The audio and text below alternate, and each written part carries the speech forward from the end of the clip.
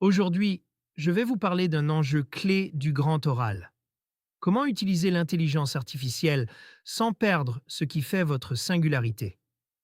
L'objectif n'est pas de rejeter l'IA, mais d'éviter qu'elle standardise votre pensée et votre discours. L'IA ne détruit pas votre travail, elle le lisse. Elle agit comme un filtre cognitif qui transforme une pensée riche et nuancée en une norme prévisible.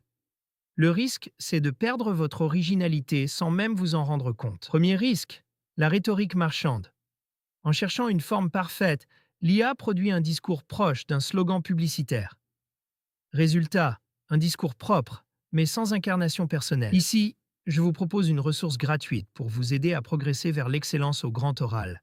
Vous pouvez télécharger un extrait pour vous entraîner dès maintenant. Or, le jury attend autre chose. Il ne veut pas un discours récité, mais une parole engagée. Ce qui fait la différence, c'est votre capacité à porter une argumentation personnelle. Deuxième risque, la moyenne statistique. L'IA privilégie les mots les plus probables. Elle efface les subtilités, les expressions rares, et donc votre style. Mais le jury valorise un vocabulaire précis et riche. Une langue appauvrie vous tire vers le bas, alors qu'un langage maîtrisé renforce votre crédibilité. Troisième risque, l'autocensure invisible. À force d'utiliser l'IA, vous finissez par penser comme elle. Vous anticipez ses normes et vous limitez vous-même votre créativité. Pourtant, une bonne argumentation repose sur l'écart, l'imprévu et l'initiative.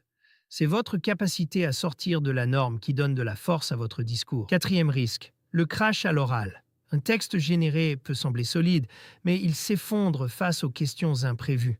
Sans appropriation réelle, vous perdez vos repères. Le jury évalue aussi votre capacité de répartie.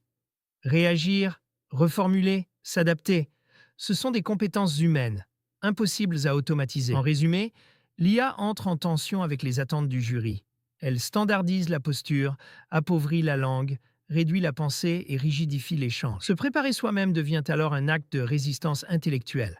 Rédiger, reformuler, s'entraîner, c'est ce qui construit votre esprit critique. L'IA doit rester un outil. À éviter, lui déléguer votre discours. À privilégier, l'utiliser pour questionner vos idées, trouver des angles morts et enrichir votre réflexion. Si vous souhaitez aller plus loin, vous pouvez accéder à l'ouvrage complet. Il vous accompagnera dans votre préparation pour viser une excellente note. Conclusion. Votre parole doit rester un acte de liberté. Ce que le jury évalue, ce n'est pas la perfection, mais votre singularité. Votre voix est votre meilleur atout.